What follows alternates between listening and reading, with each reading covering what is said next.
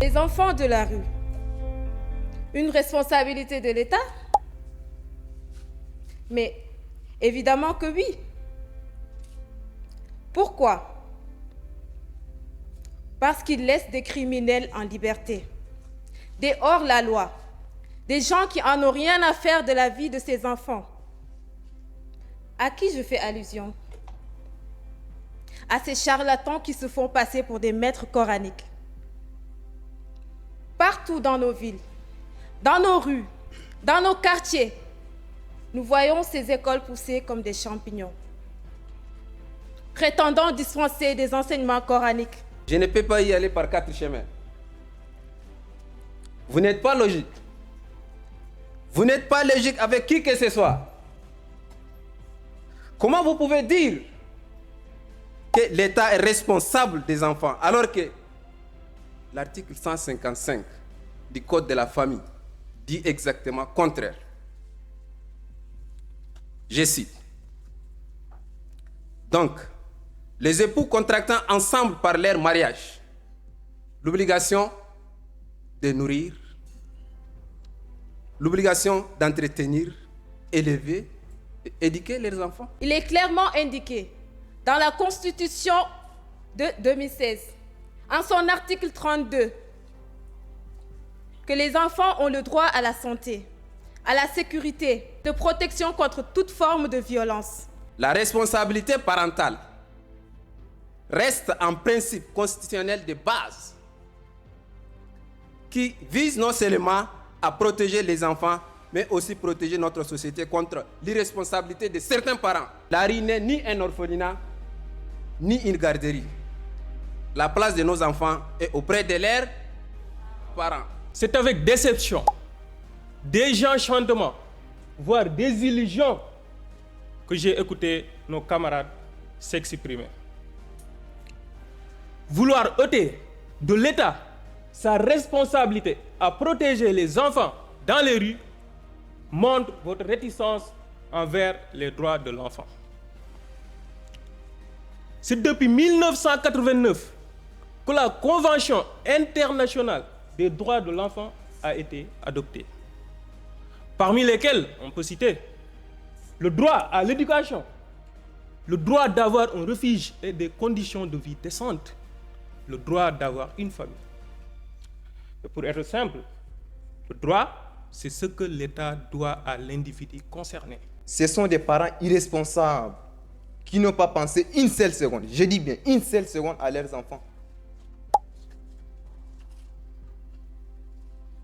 Chers transgresseurs de la loi divine, l'islam nous enseigne que nos enfants sont sous notre protection jusqu'à ce qu'ils deviennent majeurs.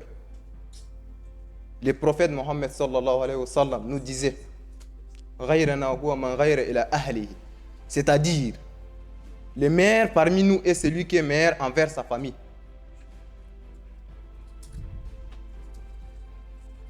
Ce sont donc les parents et non l'État qui doivent fournir une bonne sécurité, un bon toit et une bonne éducation à leurs enfants.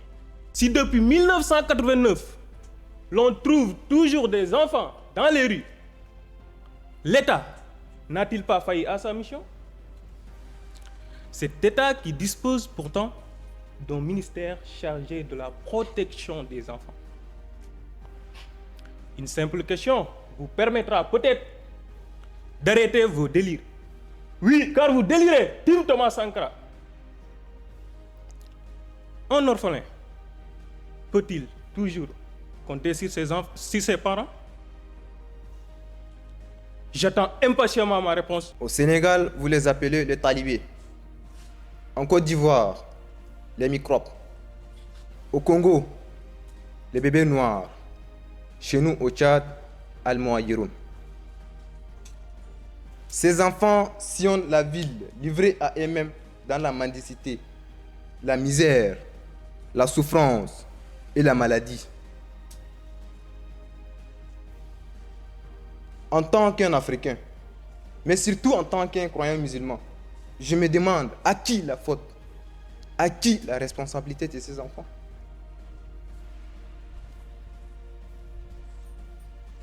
Nos co-débatteurs disent haut et fort que c'est l'État. Mais est-ce que c'est l'État qui a engendré ces enfants?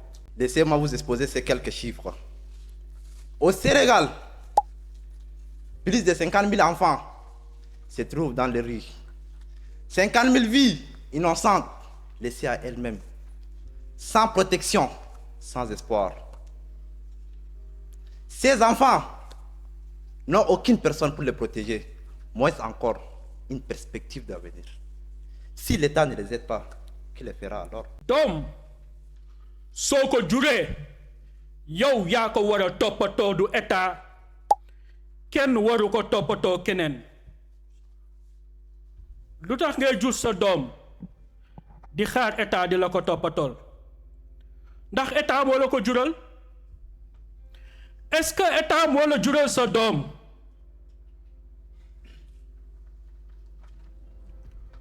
waa tim Barack Obama tontu leen ma est-ce que état moo jur doom yi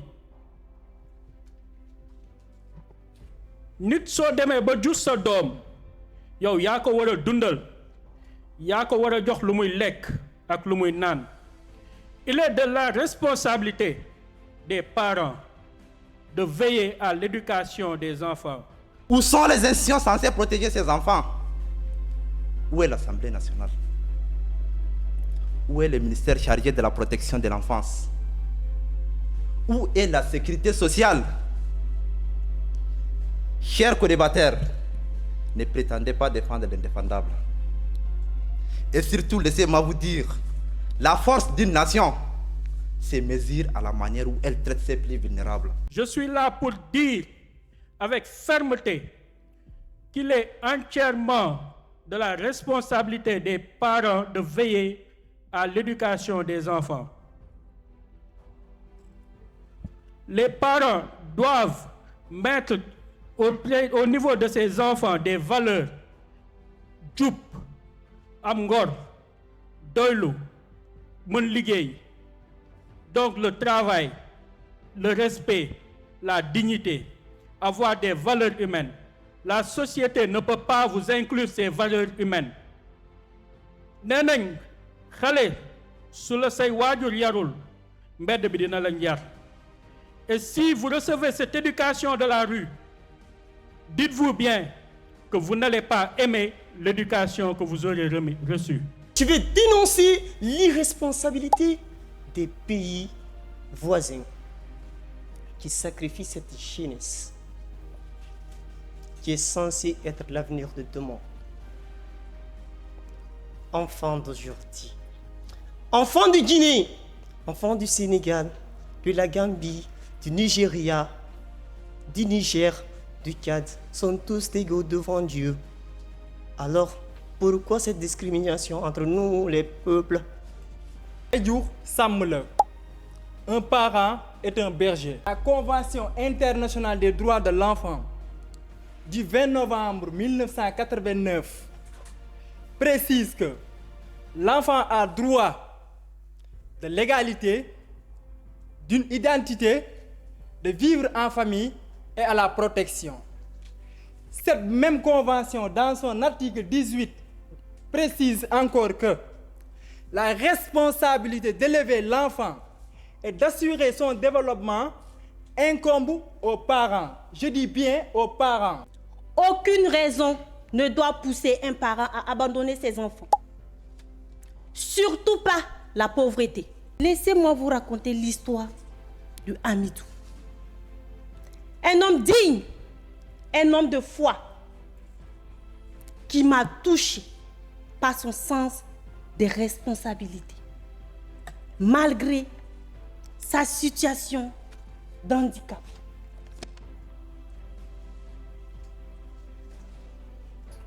Hamidou se lève chaque jour à 5 heures du matin pour aller vendre des mouchoirs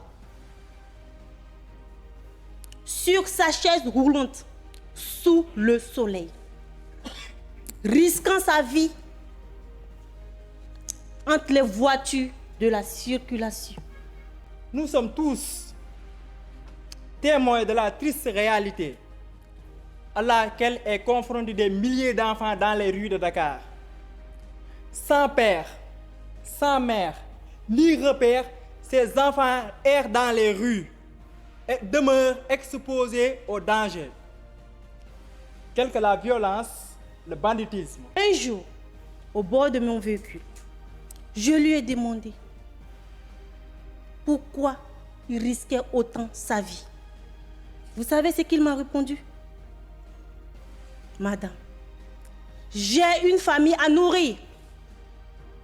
Et tant que je vivrai, je ne laisserai jamais mes enfants, ni ma femme mendier.